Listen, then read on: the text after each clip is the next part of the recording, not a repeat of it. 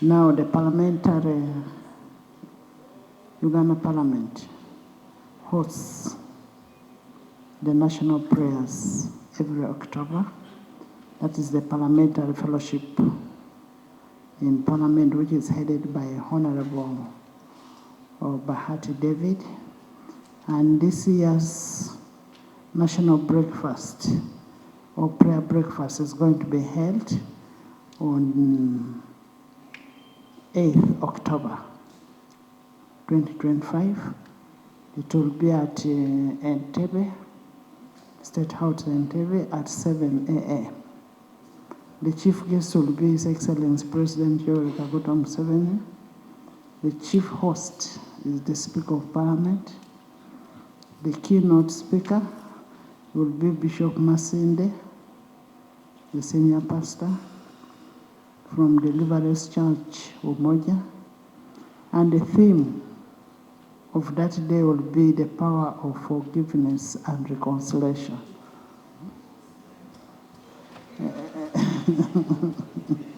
I want to invite all of you to attend those prayers, and as we forgive each other and reconcile, really, for the good of our country.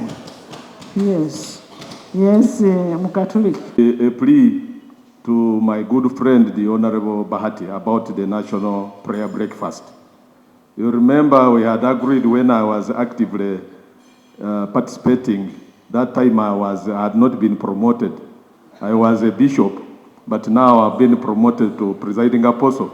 And we had a unanimous agreement that national prayer breakfast should not be held in the State House.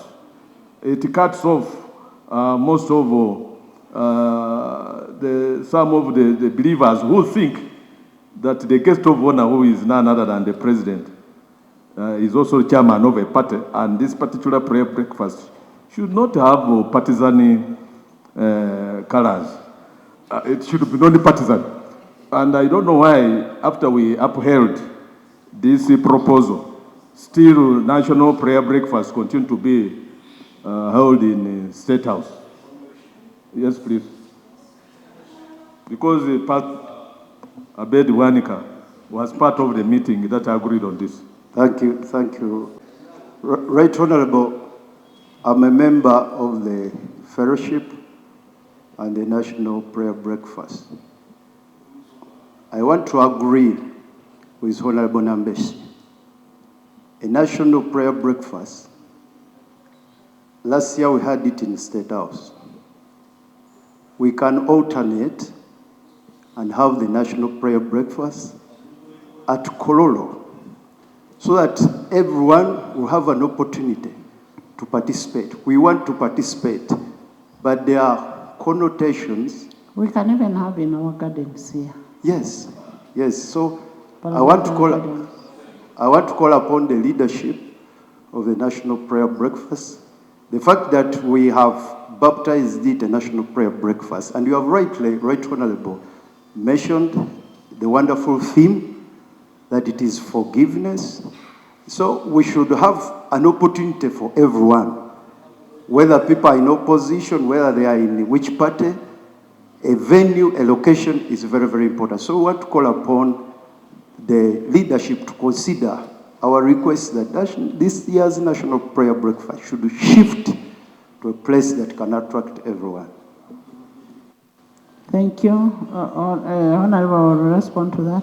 On the same, I thought venue of the National Prayer Breakfast, we will practically look at it at this tail end, but also I want to encourage my brother Nambeshi to demystify the State House. State House is for all of us. State House is for all of us, and where I have also seen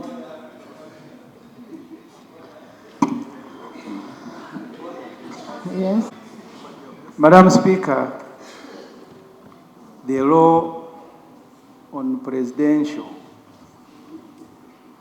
vice president, prime minister's emoluments act gives benefit to holders of those offices, vehicles, houses. You mean the convoy of the president is for everybody? So those benefits are outlined in the schedule, in the law. So when the NRM people go to State House, they are abusing the law, eating our food and flushing our water. So is the minister in order to mislead Parliament on a statutory matter that is well defined, even to a senior 4 dropout to read, that the residence is a benefit to the holder of the office. That's why you cannot sleep there. Is he in order? No. State House welcomes everybody. Even Honorable Semuju, at one time we met there.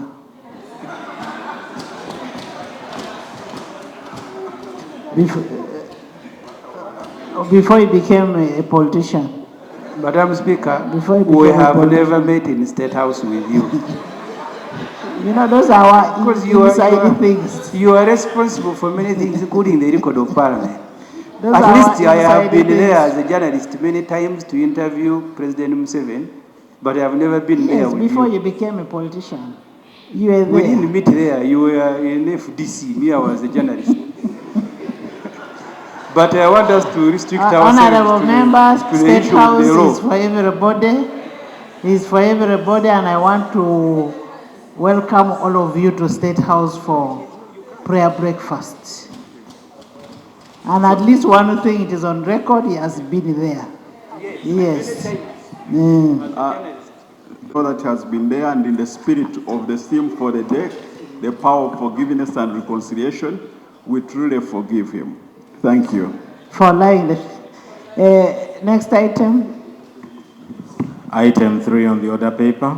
In addition, as you know, in terms of the progress we're making in the health sector, our life expectancy has now increased to 63 years, up from 41 years in 1991. This is because of the good programs of the NRM government and supported by all of you.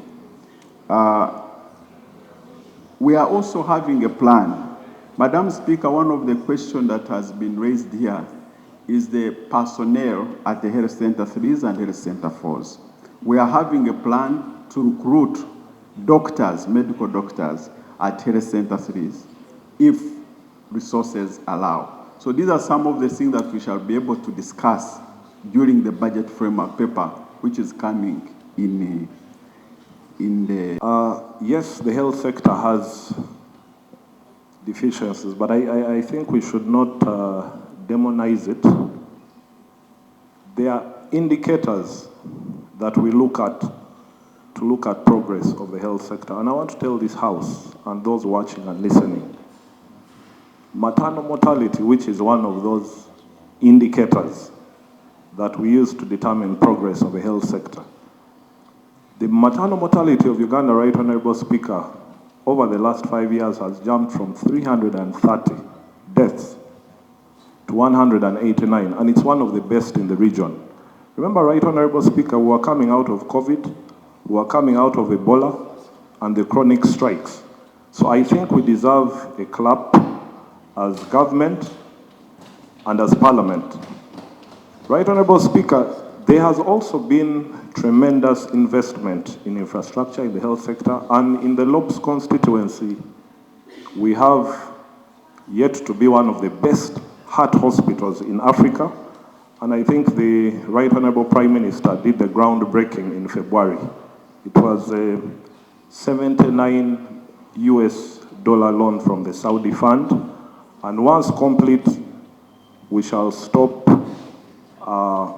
our heart patients going to Turkey, to India. So those are some of the things, and I think 3 weeks ago there was a loan request for a cancer center in Arua. The one in Bale will be soon coming aboard. It was in the same loan request by the Minister of Finance, and then Mbarara and so forth. So the issue, Right Honorable Speaker, is about appropriation. Once given the right funds, I think the Minister of Health and the Ministry of Health would be in the right direction. The 10th Parliament, Right Honorable Speaker, as I conclude, was able to borrow money, and I think over 200 health center 3s were built. And it's that same reason that we're able to see our maternal mortality reduce. So I would like to implore the House that avail the necessary funds and we can revamp all these health center 4s we are talking about, all the ambulances that we need, and all the general hospitals that we need. I thank you, Right Honorable Speaker. Thank you, Honorable Minister. Yesterday, we joined the people of Bujiri in celebrating, however momentarily it might, that Parliament gave a green light for these $20 million to be gotten to rehabilitate Bujiri Hospital, because that hospital is very sick. That's for sure. I am hoping that the excitement for the people of Bujiri will not be momentary. For many reasons. You know, many times we borrow money and it remains undisbursed. I hope this won't be the case, because as of end of last year, in our country's record books, we had 16.4 trillion Uganda shillings undisbursed loans. And last year, as a country, we paid 74 billion shillings in commitment fees. Those are fines you pay for money that was lent to you, but you're not utilizing it. Because once the lender lends you money, they don't care whether you're utilizing the money or not, they have lent you. So last year, this is 74 billion shillings, which is like getting and you throw in a pit lottery. Commitment fees. And the 16.4 trillion remains undisbursed. We need to stop this. Government, come and borrow money when you're ready to utilize it. Now, my honorable brother might be excited, but then another, I don't know how many years might elapse before this money is released and the hospital gets to be refurbished. Because we have seen this happen again and again. Hopefully, we'll get to do better. Because you see, our debt burden continues to grow. We are now at 107 trillion shillings. But you see, a good chunk of that is money we are not utilizing. So why do we borrow it if we are not ready to put it to use? Why? It does not make sense at all. I hope this is not one of those cases. But Honorable Speaker, also, we hope that for the umpteenth time, government can come with a comprehensive plan to refurbish health facilities in this country. Whether it be the infrastructure, whether it be staffing, all these are numerous challenges across. Busoga region alone, where Bujiri falls, as per the 2024 population, national population and housing census, has got an approximate population of 4.37 million people. That's just Busoga region alone. How many functional hospitals are in that region? It's the second largest population by region. How many can you talk about? And that's why now, Bujiri is very excited that at least money has been borrowed to deal with this one. Now you widen the circle, go outside of Busoga. If every member in this house across the aisle got a chance to talk about the healthcare situation in their constituency, you would be appalled. Health centers are non-functional, there's no doctors, theaters are full of bats and rats, theaters.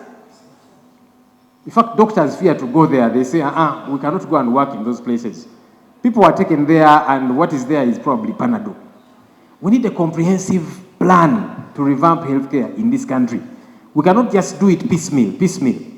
Until when? You come with a comprehensive plan, tell us that for all your health centers, we are going to borrow money, however unsustainable that is. But let there be a plan. Let's come here and debate that plan. Tell us this is what we want to do. This is how we are going to find that money, so that we deal with the healthcare challenge in the entire country. Thank you. Thank you. Honorable. Thank you, Madam Speaker and honorable colleagues, for the discussion, this important matter of health. And I want to thank the Leader of Opposition for the insight into this debate. I just wanted to first clear one simple thing. While we were seated there, Madam Speaker, on the parliamentary website, somebody posted that on the right moment, MP Segona challenges Minister Bahati's capacity to represent government on the floor. I wanted to say on the firm note that I have overwhelming capacity to represent government on this floor. It is on the record. It's on the record. And Honorable Bahati, as you're speaking, we have a strategic plan, the health sector strategic plan, which ends this financial year. So as government, you may need to come out and tell this country what next, what is in your next plan. So we have noted the concerns of members, and I'm sure that these concerns have come at a very appropriate time when we're actually going to start the budget preparations and where we'll have the budget framework paper. This budget framework paper lays out the strategy and the outlook of how things will work in the next financial year. So we hope that this parliament, members of parliament, will have valuable input in the budget framework paper. I just wanted to mention two things. One, to confirm that all the issues that have been raised, I do not know, Madam Speaker, how would you want us to take this, but I would propose that the Minister of Health should come, if you do accept, to again make a presentation here on how we are moving in terms of the health sector, and then maybe the Committee of Health can also look at this matter, and then as we debate and discuss the budget framework paper, then we can improve on how the health sector will look like next financial year. But as you know, the policy of government on health is to have, among other things, a national referral hospital, to have a regional hospital, to have a district hospital, a health center 4, and health center 3. Out of this, we are making some good progress. In some districts, actually, we have covered this. For example, the district where I come from, Kabale, most of these things are in place. And we have seen benefits of the things that can be done when you have good functional health center 3. I want to tell you that in my own constituency alone, health center 3s help over 600 mothers to produce every month. So this can really make some good progress.